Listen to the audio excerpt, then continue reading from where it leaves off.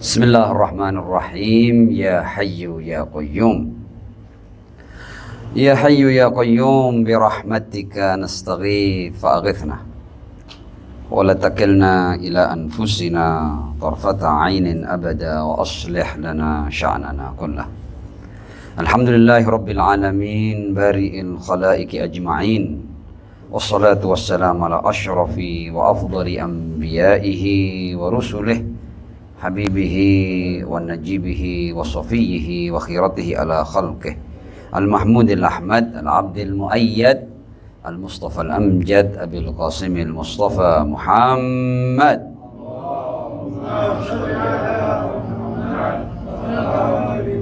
wa ala alihi tayyibin at-tahirin al-ma'sumin wa ashabihi al-muntajabin siyama baqiyatillahi fil aradin. Ajalallahu ta'ala farajahu syarif wa ja'alna jami'al mu'minin wal mu'minat wal muslimin wal muslimat min atba'ihi wa junudi amma ba'd. Para guru yang saya muliakan, ikhwani wa akhwatil a'izza, assalamualaikum warahmatullahi wabarakatuh.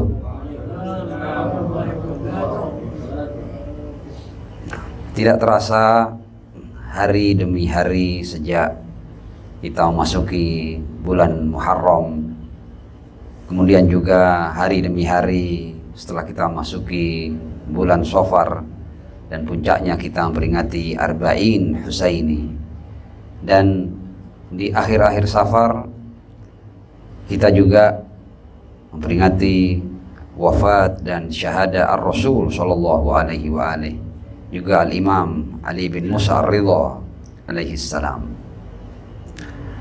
Sebagai muqaddimah saya hendak mengungkap poin sederhana ini, bahwa sebenarnya kita ini dalam kultur pengikut Ahlul Bait alaihimussalam, kita selama 12 bulan kita selalu diajak untuk bersama mereka dalam hari-hari kelahiran mereka, bersama mereka di dalam hari-hari syahadah mereka, bersama mereka di dalam peristiwa-peristiwa penting, ya, seperti peristiwa Al-Bi'tsah atau Bi'tsatur Rasul sallallahu alaihi wa alihi, peristiwa Ghadir, ya, kemudian peristiwa perjuangan dan pengorbanan suci Al-Husain ibn Ali bin Abi Thalib alaihi salam. Intinya kita hampir tidak ada minggu kecuali kita bersama dengan Ahlul Bait alaihimussalam, bersama dengan Ar-Rasul sallallahu alaihi wa alihi. Termasuk di hari atau di malam seperti ini, di mana kita selalu menjadi tamu dari salah seorang maksum. Ya, apakah dia Ar-Rasul, apakah dia putri Ar-Rasul, apakah mereka adalah para imam suci pasca Ar-Rasul sallallahu alaihi wa alihi. Ini sebenarnya kultur, tapi bertujuan. Tujuannya adalah agar kita senantiasa punya semboyan fama'akum ma'akum la ma'aduwikum, atau fama'akum ma'akum la ma'a ghairikum, agar kita senantiasa bersama manusia-manusia suci pilihan Allah subhanahu wa ta'ala. Karena itu duduk kita di acara seperti ini adalah sebenarnya semacam kita mengikat janji baru, dan semacam kita diundang oleh mereka, semacam kita bertemu dengan mereka alaihimussalam. Karena itu hadir di acara-acara seperti ini merupakan sesuatu yang sangat penting dan urgent. Selain dari sisi pahala, itu mendatangkan pahala yang luar biasa, tapi bahkan kalau kita lihat dari sisi pembangunan jiwa, pembangunan ruh, ya, acara-acara seperti ini itu adalah penting adanya. Bahkan kalau seandainya kita mampu memaknai acara-acara seperti ini dengan baik, maka kita akan mendapatkan sesuatu yang tak terbatas dari acara-acara seperti ini. Bergantung kita hadir itu dengan tujuan apa, dengan pemaknaan yang seperti apa. Tapi semakin dalam dan semakin luas pemaknaan kita ketika kita hadir di acara-acara seperti ini, maka yang kita dapatkan juga adalah sesuai dengan pemaknaan yang kita berikan, dan yang kita bisa dapatkan adalah sesuatu bahkan yang tak terbatas. Untuk itu, agar majelis ini menjadi majelis yang penuh berkah bagi kita semua, shallu ala Muhammad wa ali Muhammad.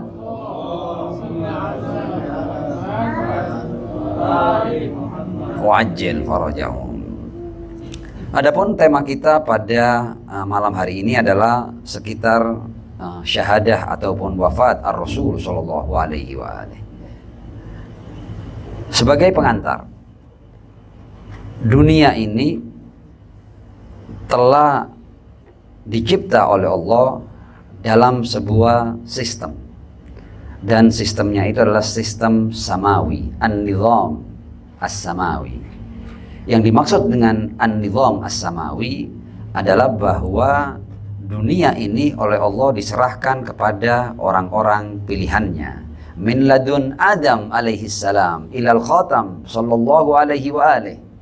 Dan setelah itu dipegang oleh para imam suci ahlul bait, sejak maulal muttaqin amirul mu'minin Ali bin Abi Thalib alaihi salam sampai nanti di akhir akan dipegang oleh al-Mahdi al-Hujjah al-Muntadhar ajalallahu ta'ala farajahu syarif, yang akan memenuhi dunia ini dengan keadilan setelah sekian lama dipenuhi dengan kezaliman.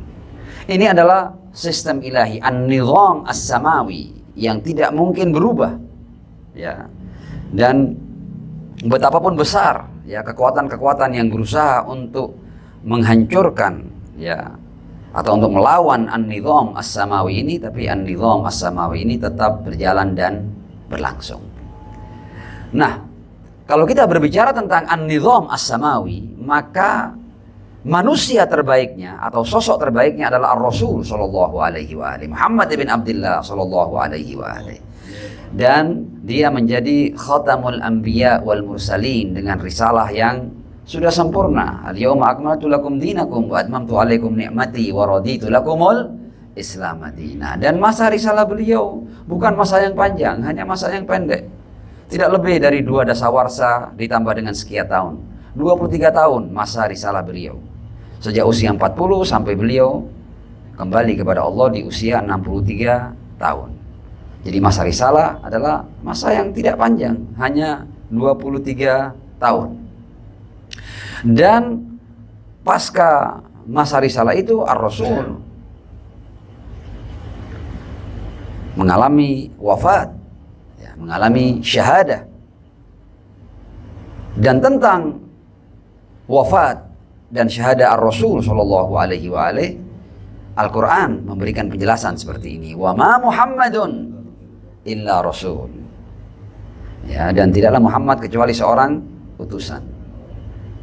Jadi ayat ini hendak mengatakan bahwa kalau Anda hendak mengenal siapa Muhammad, Muhammad itu adalah risalah. Jadi Muhammad jangan dikaitkan dengan yang lain-lain. Muhammad itu adalah risalah ilahi. Wa ma Muhammadun illa rasul. Yang lain-lain tidak penting. Ya. Hakikat Muhammad adalah risalah. Wa ma Muhammadun illa rasul. Qad khalat min qablihir rusul. Sebelum beliau sudah ada juga rasul-rasul yang diutus oleh Allah Subhanahu wa taala. Ayat berlanjut, afa immata, apakah kalau dia meninggal dunia, au qutila, atau terbunuh, inqalabtum ala aqabikum, kalian akan berpaling, kalian akan kembali kepada masa jahiliyah, akan meninggalkan agamanya. Inqalabtum ala aqabikum ini inqalabtum ala aqabikum minad din as-samawi.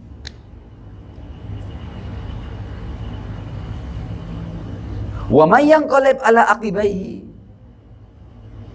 dan barang siapa yang berpaling, falay yadurrallaha syai'a, jangan dikira keberadaan kalian sebagai pengikut itu adalah penting. Ya, risalah Muhammad itu diperlukan, dibutuhkan oleh semua umat manusia, tapi risalah ini tidak butuh pada umat manusia. Jadi siapapun yang berpegang dengan risalah ini, dialah yang mendapatkan keuntungan dari risalah ini. Tapi yang meninggalkan, dia yang rugi. Risalah ini tidak akan pernah merugi. Ini semua hakikat Al-Quran, ini fakta Al-Quran, sesuatu yang tidak perlu kita perdebatkan. Ini 2 tambah 2 4. Sedemikian jelasnya. Fala yadurrallaha syai'a. Ya. Jadi jangan dikira kemudian kalau seandainya yang asalnya ada sekian banyak umat yang bersama Ar-Rasul, tiba-tiba mereka meninggalkan Rasul, kemudian Rasul merugi, agama merugi. No way. Tidak. Kalian yang merugi. Fala yadurrallaha syai'a. Wa sayadzillahu syakirin. Dan orang-orang yang tetap tidak inqalabtum ala aqabikum, ya, tidak yanqalib ala aqibaihi, akan mendapat jaza min Allah Subhanahu wa taala.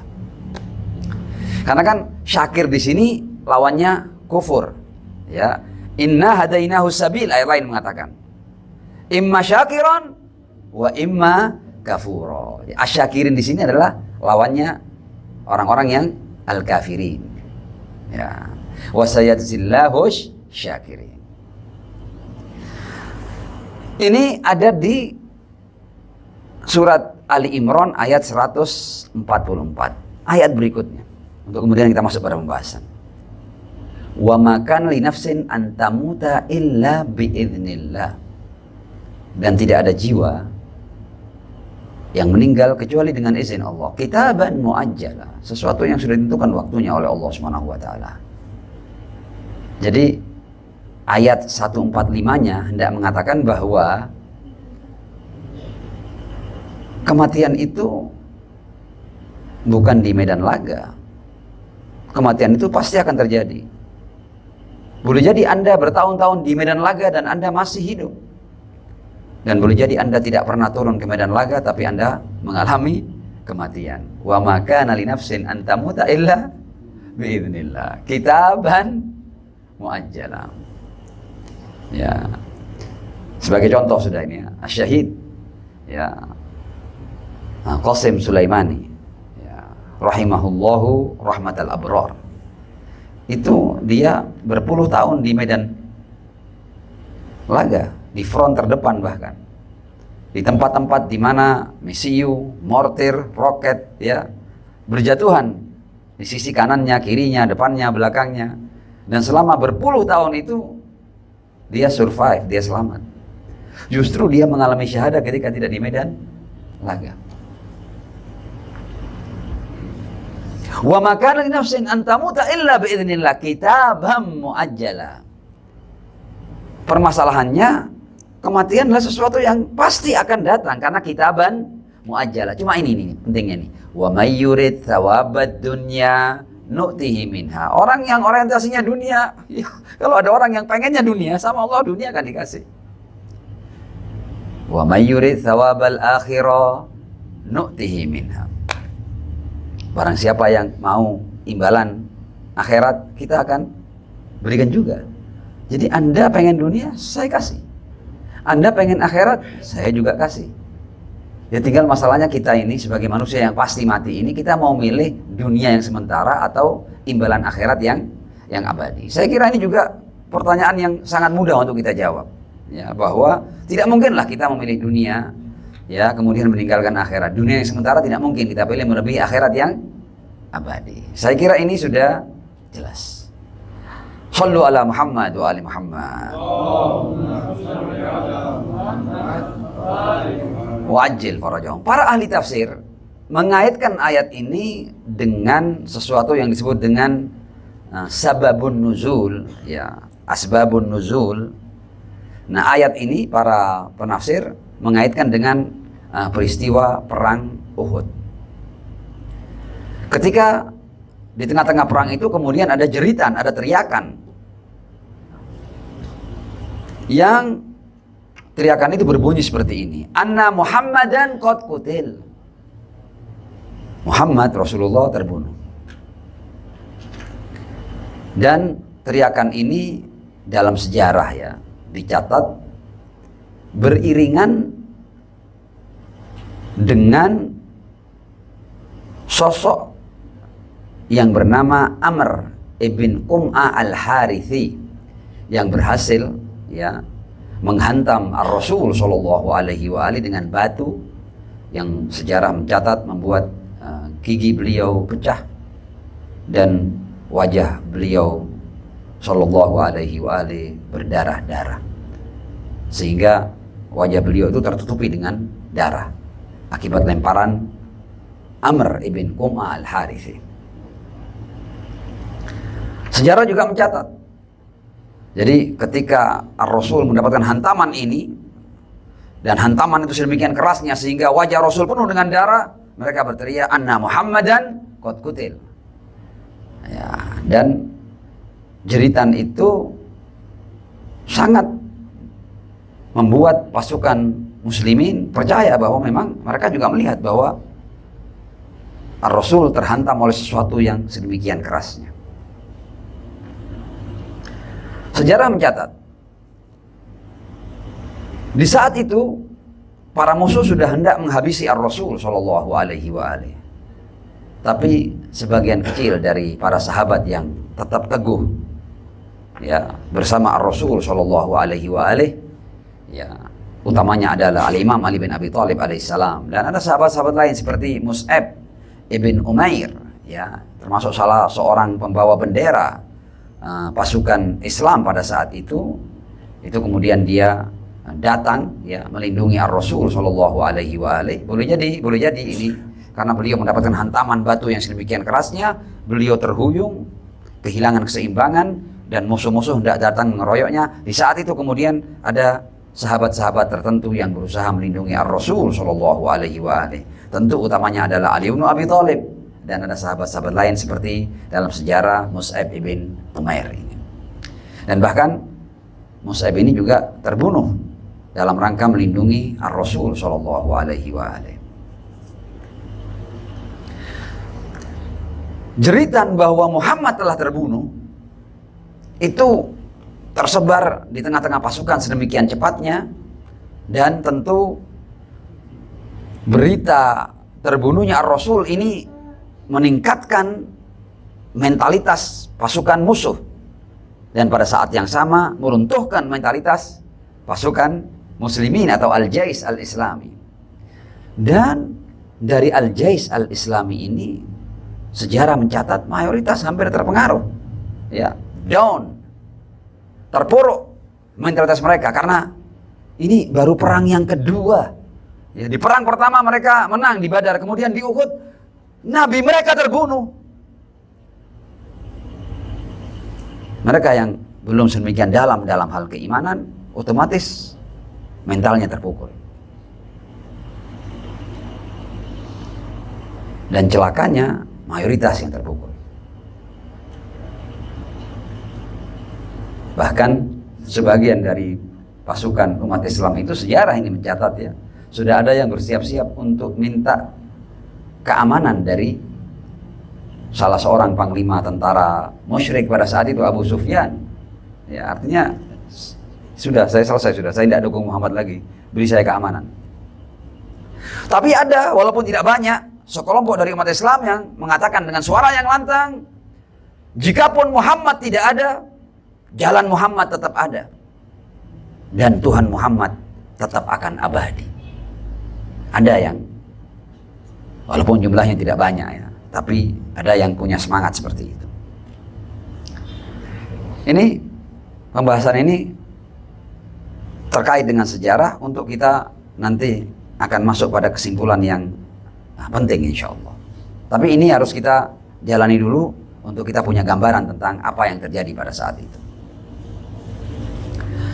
Di tafsir Majma'ul Bayan, ya, Al-Imam Al-Baqir alaihissalam, ya,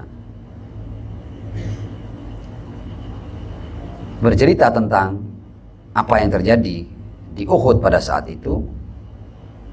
Beliau alaihissalam menggambarkan bahwa Al-Imam Ali bin Abi Thalib alaihissalam di perang Uhud itu terkena, jadi ada 61 sayatan dalam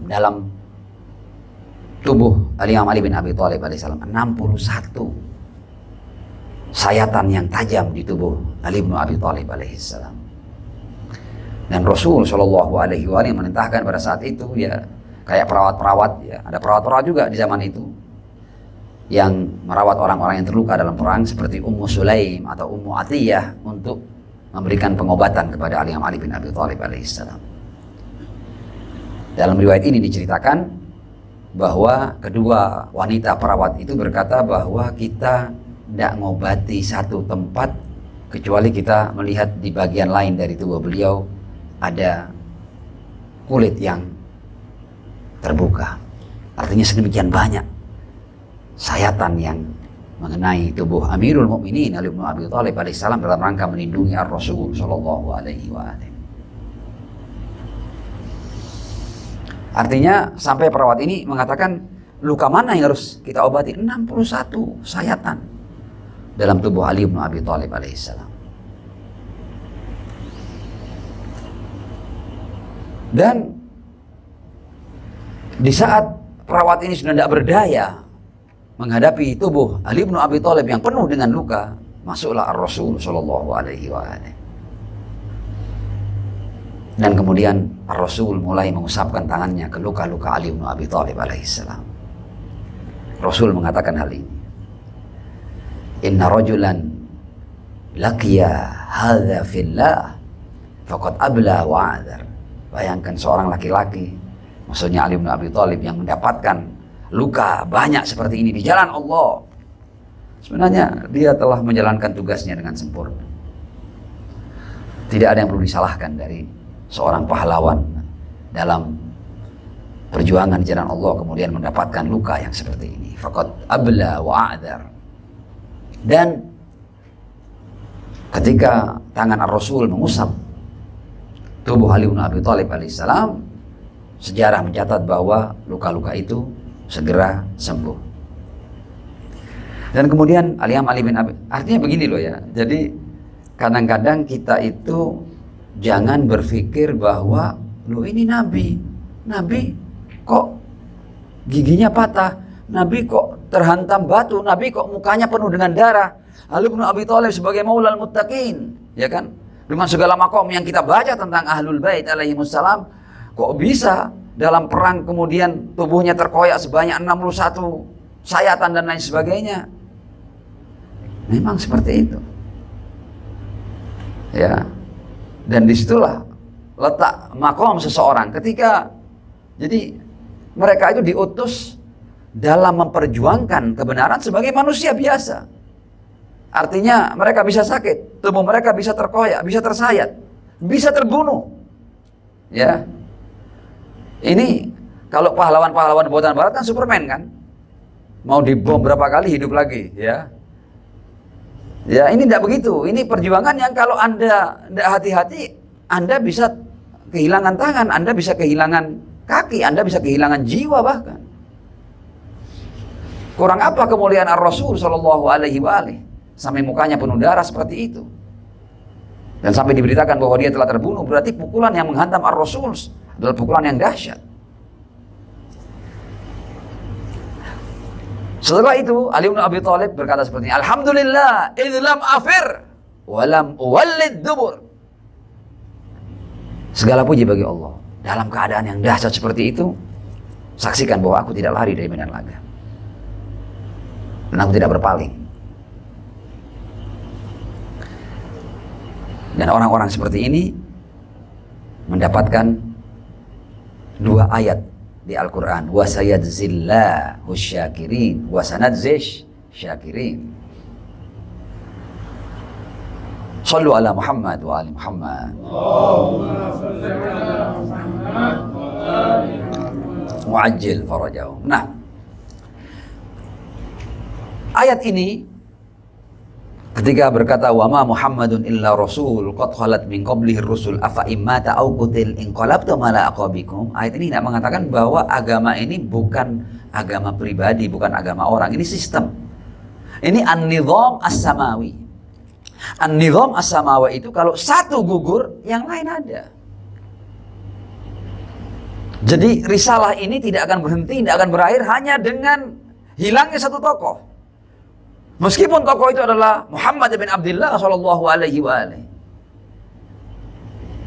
Jadi sistem samawi ini akan berlangsung, akan ada penggantinya. Tidak perlu ada kekhawatiran. Dan karena itu Allah membuat sistem ini agar apa? Agar agama ini tidak terikat oleh pribadi-pribadi tertentu. Allah sudah buat sejak mulai Adam sampai nanti to the end of day, ada orang-orang yang menjadi pemimpin umat ini. Itu namanya an-nizam as-samawi. Sehingga gugurnya satu pemimpin, gugurnya para nabi, dalam sejarah antara Adam dan Khotam itu ada wa qatlihimul anbiya, ada banyak para nabi yang dibunuh. Wa yaqtuluna an-nabiyyina bighairi haq, ada banyak juga nabi yang terbunuh. Nah, jadi agama ini mengajarkan sistem. Dan karena itu umat Islam yang survive, umat Islam yang bisa bertahan, itu adalah mereka yang tidak bergantung pada figur tertentu, tapi sudah memiliki sistem, sebagaimana Islam adalah sistem. Dan kalau kita lihat apa yang dibangun oleh sosok seperti As-Sayyid Ruhullah Al-Musawi Al-Khumaini, yang kemudian dilanjutkan oleh As-Sayyid Ali Al-Khumaini, mereka membangun sistem. Mihwarul Muqawamah, poros perlawanan, mereka membangun sistem. Artinya kalau seandainya tokohnya disasar, gugur, sudah ada penggantinya. Anda mau sasar 2, 3, 4, secepat Anda membunuh mereka, penggantinya juga akan muncul. Jadi tidak bergantung pada figur tertentu. Tentu mayoritas umat Islam sekarang ini, selain mereka yang memang punya sistem, ya, sebagian besar umat Islam tidak bersistem. Karenanya mereka tidak bisa mengambil keputusan gampang. Ya. Contoh bahwa umat Islam secara umum itu tidak punya sistem adalah ketika sekarang ada muslimin yang digenosida selama hampir setahun ini. Umat Islam, bahkan kita ini sebagai masyarakat, kita tidak tahu kita harus ngapain, tidak tahu kita. Yang bisa melawan pasti yang punya sistem. Karenanya yang bisa melawan hanya mereka yang bersistem, yang punya nizam, mihwarul muqawamah. Mereka bisa melawan. Yang tidak dalam mihwarul muqawamah, bahkan mereka tidak tahu harus berbuat apa.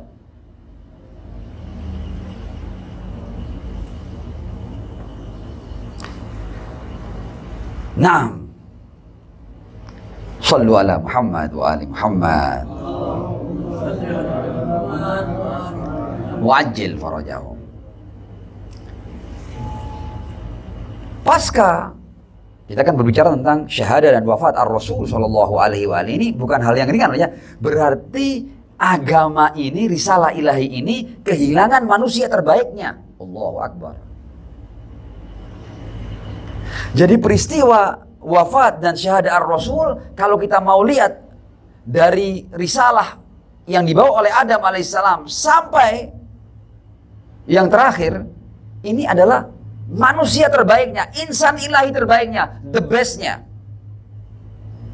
Jadi syahadah ar-Rasul adalah an-nizam as-samawi, kehilangan manusia terbaiknya, yaitu Muhammad bin Abdullah sallallahu alaihi wasallam.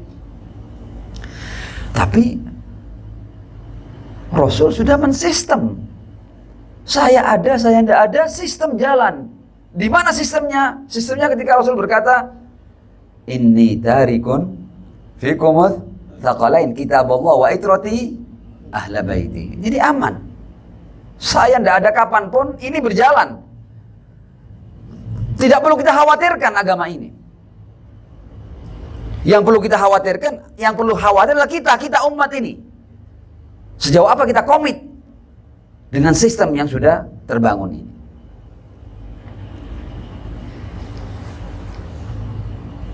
Kita akan masuk pada ayat lain.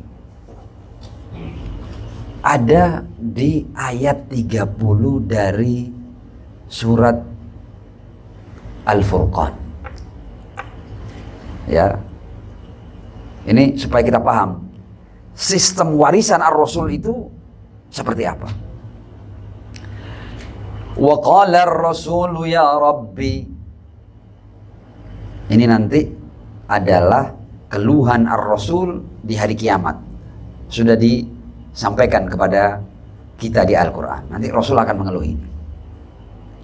Wa qala ar-rasulu ya Rabbi inna qaumi ittakhadhu hadzal qur'ana mahjura. Jadi salah satu nanti dari keluhan ar-Rasul di hari kiamat adalah ketika Rasul berkata, "Ya Allah, kaumku." Nah, ini juga bukti jelas ini bahwa Rasul itu ngeluh dengan umatnya. Jadi jangan dikira Rasul puas dengan umatnya, ya Rasul tidak puas dengan umatnya. Makanya mengeluh. Inna qaumi ittakhadhu hadzal qur'ana mahjura. Jadi apakah generasi pasca ar-Rasul adalah generasi terbaik? Ini Rasul ngomong, inna qaumi ittakhadhu hadzal qur'ana mahjura. Ya baca Al-Qur'an, biar Al-Qur'an yang jawab. Kaumku ini mengabaikan Al-Qur'an. Allahu Akbar. Ajib. Ada keluhan sepertinya yang diabadikan di Al-Qur'an.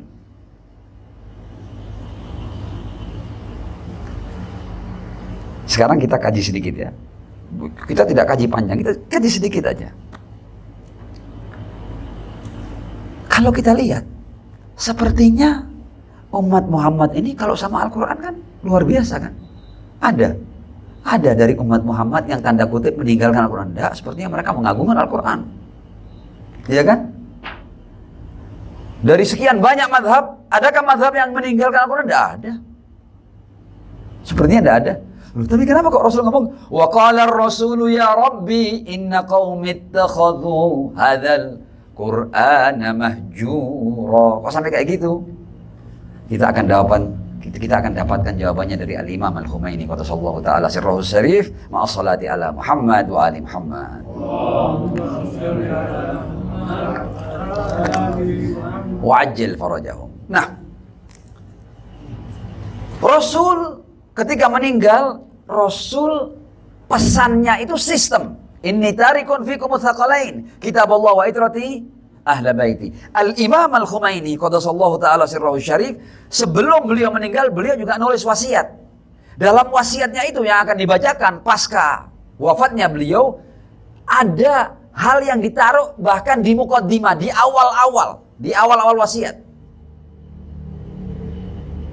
Apa yang disampaikan oleh Al-Imam Al-Khumaini di awal wasiatnya? Ini. Jadi wasiatnya Imam Khumaini itu, kalau nanti Anda browsing di internet ya, jadi tulis saja Nassu Wasiyatil Imam Al-Khumaini. Ya, nanti akan keluar teksnya. Bagi yang ingin membaca secara keseluruhan. Tapi ini di awal-awal ditulis begini. Muqaddimatul wasiyah. Pengantar dari wasiat ini. Apa? Dia mengulang apa yang disampaikan oleh Ar-Rasul yang merupakan sistem dalam kehidupan ini. Muqaddimah wasiatnya tidak bicara tentang Republik Islam Iran, tidak bicara tentang pemerintahan, tidak bicara tentang eksekutif, yudikatif, legislatif, tidak berbicara tentang revolusi, bahkan tidak bicara. Bicara tentang ini. Qala, langsung bawa hadis qolain.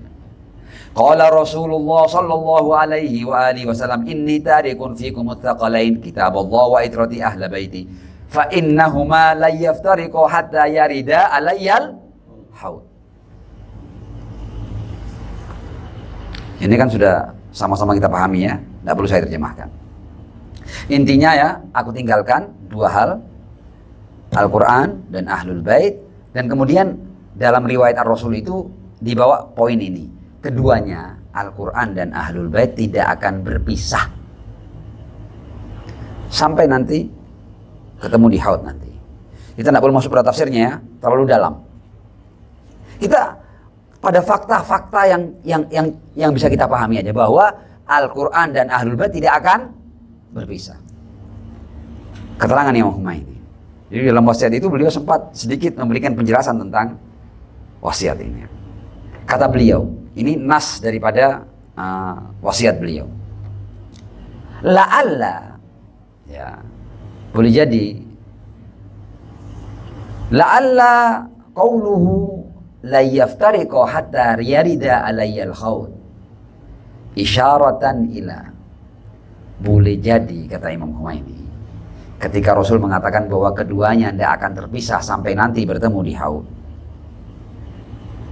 anna kullama yajri wa ba'da hayati Rasulillah sallallahu alaihi wa alihi al-mubarakah ala ahadi hadaini thaqalain yajri alal akhar.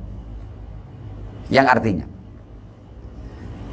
boleh jadi kata beliau, ketika Rasul mengatakan bahwa Al-Quran dan Ahlul Bait itu la yaftariqo, boleh jadi maksudnya adalah apapun yang terjadi ya setelah kepergian Ar-Rasul sallallahu alaihi wa alihi atas salah satu dari kedua wasiat ini, Al-Quran dan Al-Bait, akan terjadi pada yang lainnya. Karena mereka tidak terpisah, karena Al-Quran dan Ahlul Bait tidak terpisah, jadi apapun yang berlaku atas salah satunya akan berlaku pada yang lainnya. Apa maksudnya?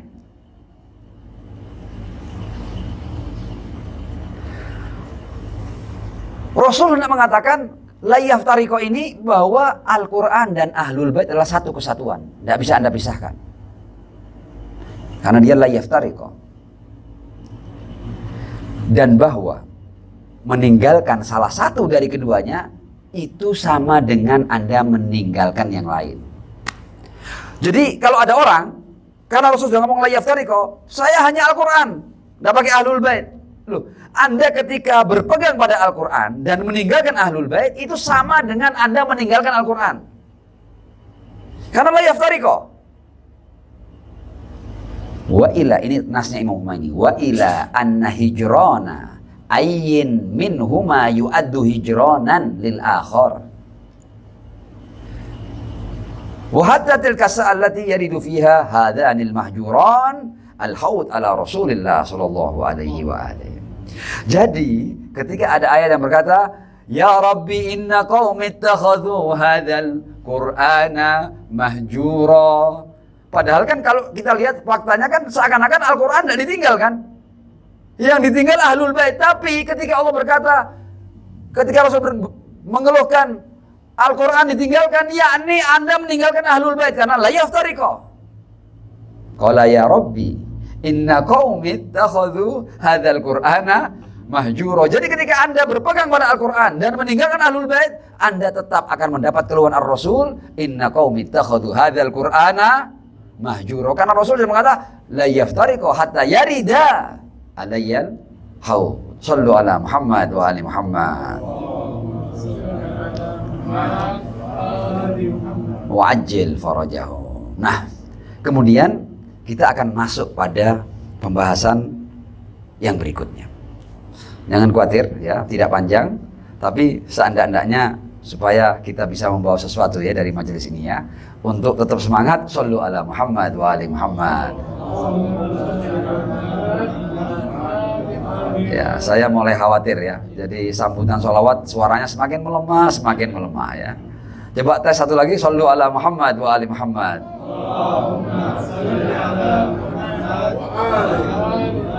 Wa ajil farajahu.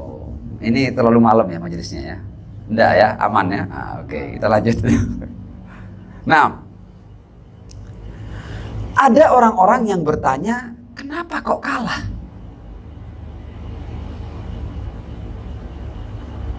Kenapa Rasul harus patah giginya? Kenapa muka beliau harus berlumur darah?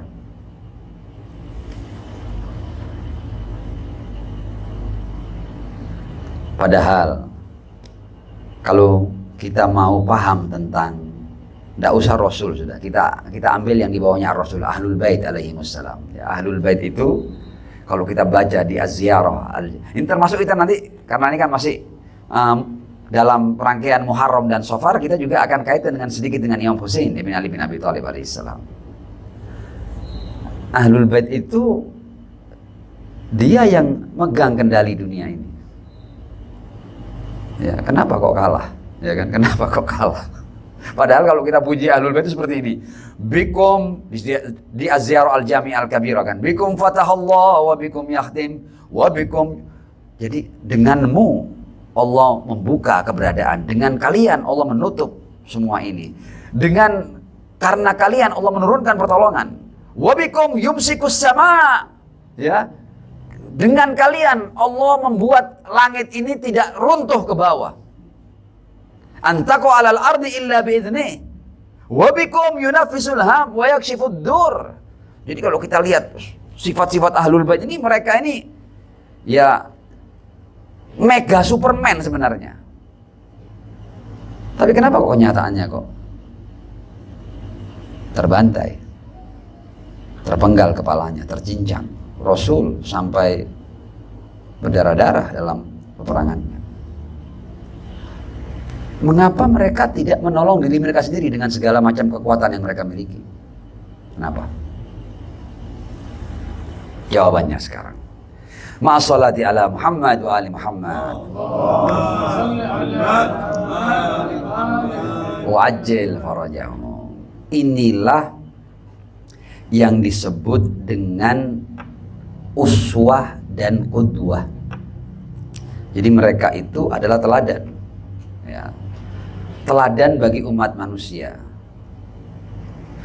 Bagaimana orang-orang yang tidak bisa menderita kemudian mereka mengajarkan pelajaran pengorbanan.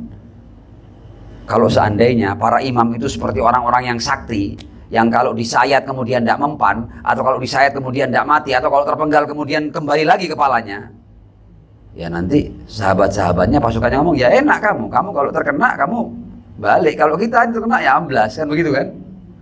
Loh enggak, mereka memang dicipta oleh Allah untuk memberikan pelajaran bahwa saya pun kalau akhirnya turun ke medan laga, saya juga punya risiko yang sama dengan kalian. Untuk saya terbunuh, terpenggal, tercincang, tercabik-cabik, sama seperti kalian.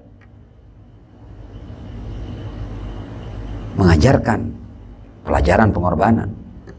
Bahkan nanti kita akan lihat ya, mayoritas insan-insan ilahi ini adalah orang-orang yang papa, hidupnya itu sudah sama dengan kehidupan al-fuqara wal masakin. Rata-rata mereka seperti itu, termarginalkan, ya, bukan yang punya harta melimpah dan lain sebagainya. Rata-rata insan-insan ilahi seperti itu. Artinya ini juga adalah qudwah. Anda ketika mengajak orang-orang yang fuqara wal masakin untuk bersabar, untuk tabah. Kalau Anda hidup dalam gelimang harta, Anda tidak bisa mengajarkan ketabahan dan kesabaran, keteguhan. Bagaimana?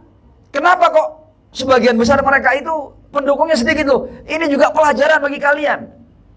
Agar kalian meskipun pembelanya sedikit tetap teguh, tidak mundur. Karena itu kebanyakan nabi itu betul-betul hanya didukung oleh mayoritas, oleh minoritas dari kaumnya. Mayoritas rata-rata tidak mau mengikuti para nabi dan para rasul alaihi wassalam, termasuk para imam suci Ahlul Bait alaihi wassalam.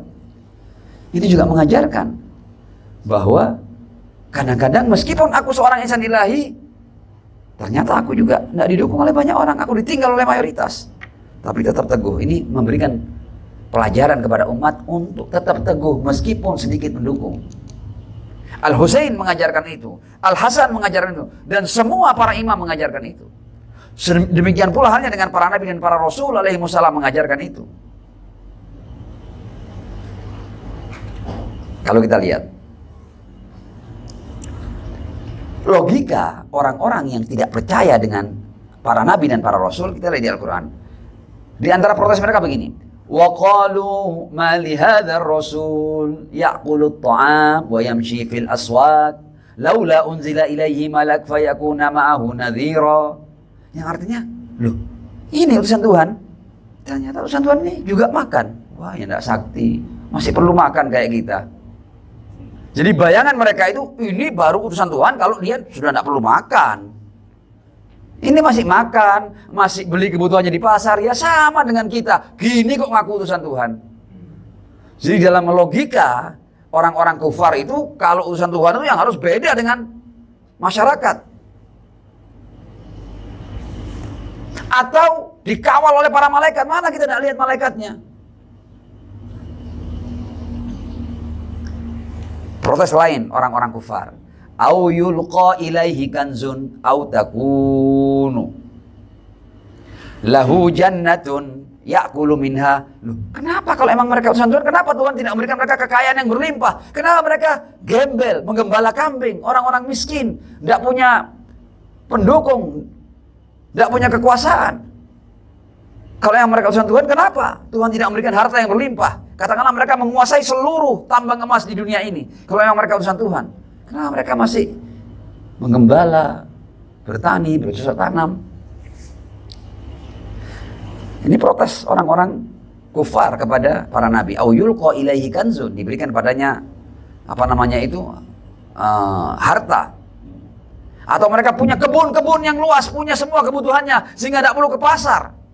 Mereka yang menguasai ladang-ladang sehingga pekerja-pekerja mereka yang mengirimkan berbagai macam kebutuhan hidupnya kepada para nabi ini. Kenapa kok mereka orang-orang yang tidak punya apa-apa sehingga ketika hendak memenuhi kebutuhannya harus pergi ke pasar dan lain sebagainya? Kenapa? Dan setelah itu kemudian mereka membangun kesimpulan seperti ini. Waqala adh-dhalimun in tattabi'una illa rajulan mashhura. Orang tidak punya apa-apa, tidak punya kekuasaan, sama kayak kalian pergi ke pasar, tidak punya apa-apa, kalau dipukul juga berdarah dan lain sebagainya, kalian mengikuti ini. In tattabi'una illa rajul. Ini orang kena sihir nih sehingga dia ngaku dapat wahyu ini. In tattabi'una illa rajulan mashhura. Nah, kemudian ini jawaban Allah ini. Ini juga menjadi pondasi keimanan kita. Nanti kita akan sampai pada kesimpulan insyaallah yang luar biasa. Tabarakalladzi insya'a. Ini jawaban Allah kepada protes mereka. Tabarakalladzi insya'a ja'ala laka khairan min dzalika jannatin tajri min tahtiha al-anhar wa yaj'al laka qusura. Kalau Allah mau, mudah saja bagi Allah sekedar kun fayakun, memberikan mereka seluruh ladang di muka bumi ini atau memberikan mereka seluruh istana di muka bumi ini. Sangat mungkin Tuhan mengirim para utusannya dalam keadaan yang kaya raya dan berkuasa seperti itu. Mungkin sekali. Hal yang mudah itu, kun fayakun. Tabarakalladzi insya'a ja'ala laka khairan min dzalika jannatin tajri min tahtiha al-anhar wa yaj'al laka qusura. Ayat ini disampaikan kepada Ar-Rasul sallallahu alaihi wa alihi. Kalau seandainya Tuhan mau, Tuhan bisa saja melakukan semua itu. Kenapa tidak? Ini poin pentingnya. Dalam khutbah Al-Qasiyah, Al-Imam Ali bin Abi Thalib alaihissalam memberikan penjelasan kepada kita sehingga kita tahu kenapa kok para nabi itu diutus seperti itu. Kata Imam Ali bin Abi Thalib alaihissalam, "Walau aradallahu subhanahu li anbiya'ihi haitsu ba'athahum ay yaftaha lahum kunuz adh-dhihban wa ma'adin al-iqyan wa magharis al-jinan wa ay yahshura ma'ahum tuyur as-sama' wa buhush al-ardin la fa'al." Kata Ali, kalau seandainya Allah itu mau memberikan kepada para nabinya itu yang diutus itu untuk diberikan kepada para nabi itu kunci-kunci seluruh kekayaan di dunia ini, ya, tambang emas, tambang perak, ya, tambang berlian dan lain sebagainya, atau dikuasakan kepada para nabi ini seluruh kebun-kebun yang berbuah dan menghasilkan di dunia ini, la fa'al. Bahkan Allah sangat mungkin menjadikan seluruh binatang hewan ini, baik yang di laut maupun yang melata maupun yang berjalan dengan 4 kaki maupun yang terbang, semuanya tunduk pada perintah dan ucapan para nabinya. Sangat mungkin. Sebagaimana juga ditunjukkan dalam 1-2 peristiwa seperti Sulaiman yang kemudian mengendalikan angin dan lain sebagainya, bisa berbicara dengan hewan. Artinya kadang-kadang Tuhan menunjukkan bahwa kalau aku mau bisa seperti Sulaiman, lihat. Tapi kenapa kok ini tidak diberlakukan kepada seluruh nabi? Ini filosofinya. Imam Ali yang menjelaskan. Walau fa'ala la saqatal bala wa batalal jaza wa mahallatil amba wa lama wajaba lil qabilina ujural mubtalin. Yang artinya, kalau seandainya Allah memberikan para nabinya seperti itu, ya ujian tidak jalan, gugur ujian ini. Lu Anda itu bisa dianggap kuat, bisa dianggap tough ketika Anda dalam keadaan yang serba kekurangan, ya, tidak punya apa-apa. Anda dianggap bukan siapa-siapa. Baru kemudian ketika Anda teguh di jalan Allah, Anda perjuangkan nilai-nilai kebenaran, di situ ujian akan terjadi dan di situ makom Anda akan menjadi tinggi. Wa illa, kata Imam Ali, nanti akan dijelaskan lebih jauh, kalau seandainya Allah mengutus para nabi itu dengan kekuasaan yang tiada taranya, dengan harta yang melimpah, orang-orang nanti ikut para nabi itu bukan karena keimanan. Allah padahal ingin agar hamba-hamba ini menyembah Tuhan dengan keimanan, dengan kesadaran, bukan karena mereka silau dengan kekuasaan para nabi atau tergiur dengan berlimpahnya harta para nabi. Kalau seandainya para nabi dibuat seperti itu, apa bedanya dengan raja-raja yang kemudian semua orang mau tunduk dengan raja-raja itu? Fir'aun, ya, Fir'aun itu diikuti oleh mayoritas karena kekuasaannya, karena hartanya yang melimpah, bukan karena nilai-nilai kebenaran, bukan karena nilai keadilan, dan itu tidak ada artinya. Kalau seandainya, ya, Allah kemudian membekali para nabinya dengan kekayaan yang melimpah, kekuasaan yang luar biasa, ya pastilah orang-orang tunduk. Tapi bukan berdasarkan iman, takut akan kekuasaannya dan tergiur oleh kekayaannya. Padahal bukan itu tujuan Allah Subhanahu wa taala. Allah menciptakan manusia ini dengan akal, dengan jiwa, dengan segala fungsi, di mana mereka bisa membedakan antara hak dan batil untuk mereka memilih yang hak dengan kesadaran. Meskipun dalam memilih hak itu ada taruhannya, ada penderitaannya, ada ujiannya, ada cobaannya, ada rintangannya.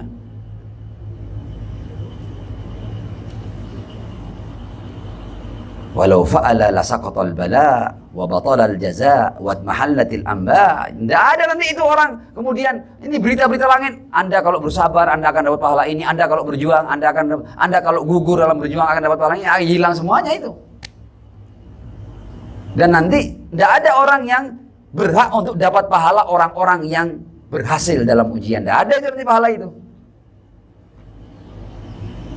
Walastahaqqal mu'minun thawabal muhsinin, karena ini dan nanti orang-orang mukmin itu tidak akan pernah mendapatkan pahalanya orang-orang yang berbuat baik. Walakin, kata Imam Ali, walakin Allah subhanahu ja'ala rusulahu uli quwwatin fi azaimihim. Allah mengutus para nabi ini, Allah jadikan kekuatannya itu pada niat mereka, pada semangat mereka, pada spirit mereka, pada tekad bulat mereka, dalam azam mereka. Wa du'afatan fi ma taral ayun min, tapi mata fisik melihat mereka orang-orang yang miskin, tidak punya siapa-siapa, tidak punya pasukan, tidak punya kekuatan, tidak punya istana, tidak punya harta. Mata batin melihat kekuatan mereka, tapi mata fisik melihat ketidakberdayaan mereka. Ma qana'atin tamla'al qulub wal uyun ghinan wa khasasah tamla al-absar wal asma' adhan. Ya, katanya Mali, memang mereka dilihat oleh mata fisik ini, mereka adalah orang-orang yang tidak punya kekuasaan, orang-orang yang tidak punya harta, ya, tapi orang-orang yang kuat dalam tekad mereka, dalam perjuangan mereka, dalam spirit mereka. Ya. Dan mereka punya hati-hati yang qanaah. Ya, meskipun mereka punya banyak kebutuhan yang sepertinya kalau orang melihat, kok bisa orang-orang ini bersabar dengan segala macam kebutuhan yang seperti itu, dengan segala macam ketidakberdayaan yang seperti itu. Bagaimana mereka bisa tetap qanaah dalam. Dan kalau kita lihat, memang para nabi dan para rasul dan para imam suci ahlul bait alaihimussalam adalah orang-orang yang tidak pernah bergeser dari jalan kebenaran dan dari jalan keadilan apapun taruhannya. Jadi kalau kita lihat sejarah Ar-Rasul Shallallahu Alaihi Wasallam, lihat ini keluarga ini adalah keluarga yang dibunuhi, dimarginalkan, difitnah, dikucilkan, diperangi, bahkan diperangi oleh umat datuknya sendiri, tapi mereka tidak bergeming, tetap mereka bersabar, tetap mereka konsisten, tidak pernah kalah, tidak pernah menyerah. Ala wa inna ad-da'iya min ad-da'i qad rakaza baina ithnatain baina sillati wa dhillah hayhat min ad-dhillah. Yang Husain seperti itu. Loh, ya Husain, kamu kalau tetap di jalan ini kamu akan kehilangan jiwamu, jiwa anak-anakmu, saudaramu, keluargamu, semuanya akan hilang. Hayhat min ad-dhillah.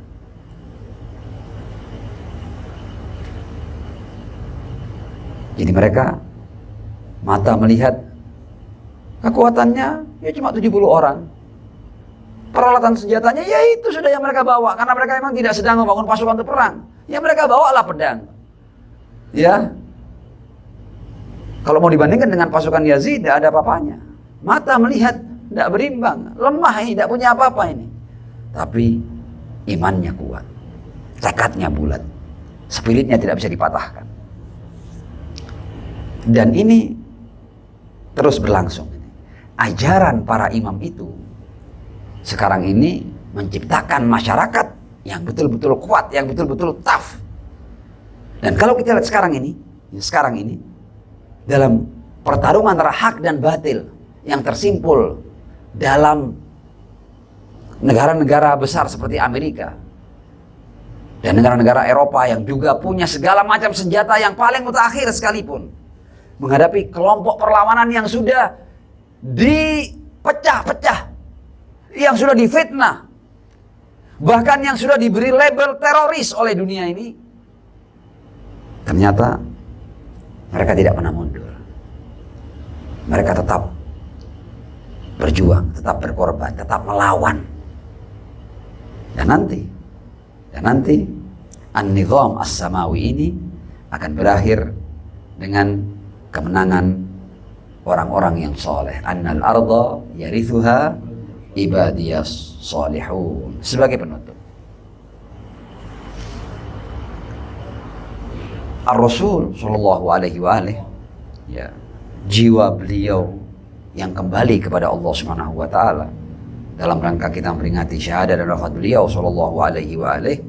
Jadi kalau Anda mau tahu jiwa ini kembali kepada Allah seperti apa sih?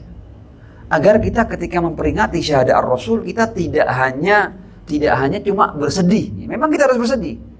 Salah satu ungkapan kita ketika kita memperingati syahadat dan wafat Ar-Rasul, kita bersedih. Iya, kita bersedih. Tapi di antaranya yang perlu kita pelajari, bagaimana Ar-Rasul ini meninggalkan dunia. Jiwa-jiwa mulia ini ketika kembali kepada Allah itu kembalinya seperti apa? Dan apa predikatnya? Ini yang perlu kita pelajari. Ini pelajaran yang paling penting.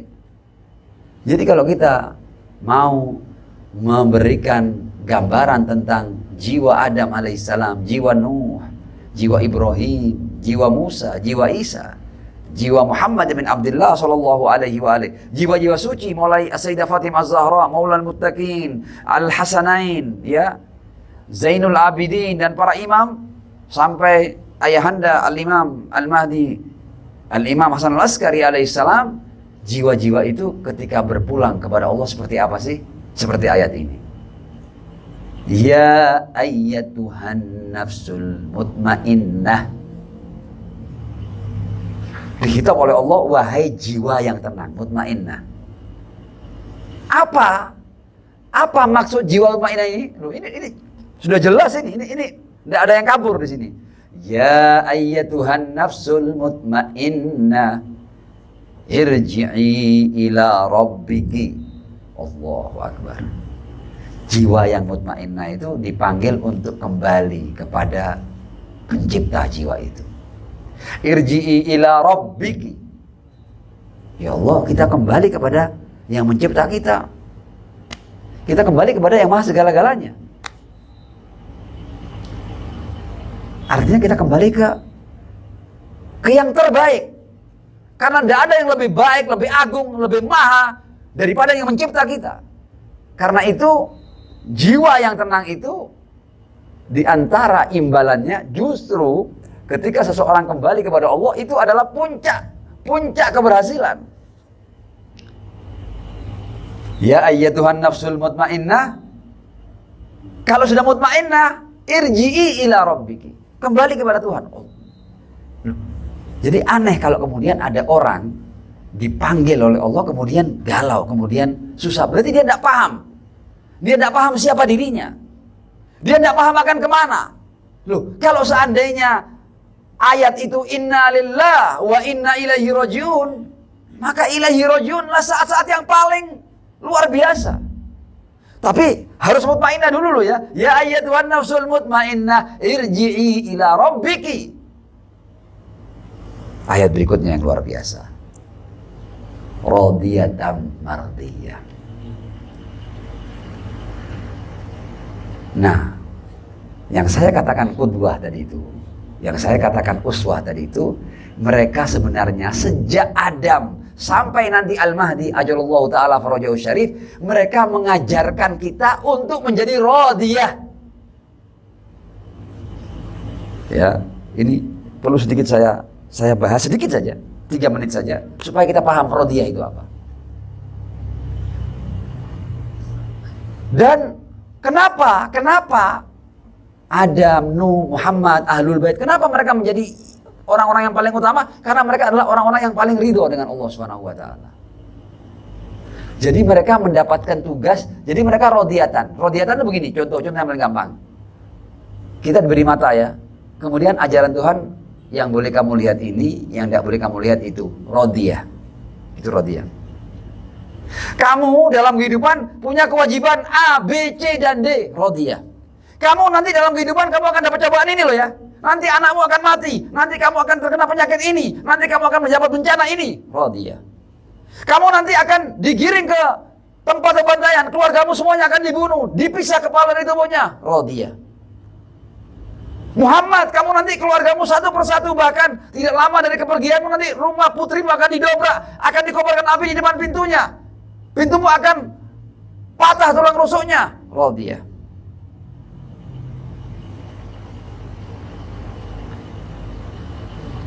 Jadi yang penting adalah kita harus selalu berusaha untuk tentu kita tidak akan seperti mereka. Tapi paling enggak ajaran ini, prinsip ini sudah kita pahami. Bagaimana kita menjadi radiyah. Irji'i ila rabbiki radiyatan. Jadi nanti dalam hidup ini tidak berhenti. Ujian Anda kira berhenti, tidak berhenti. Terus ada nanti ini fitnah, ini penyakit, kematian, bencana, perang. Ya mudah-mudahan kita tidak bisa menghindari semua itu.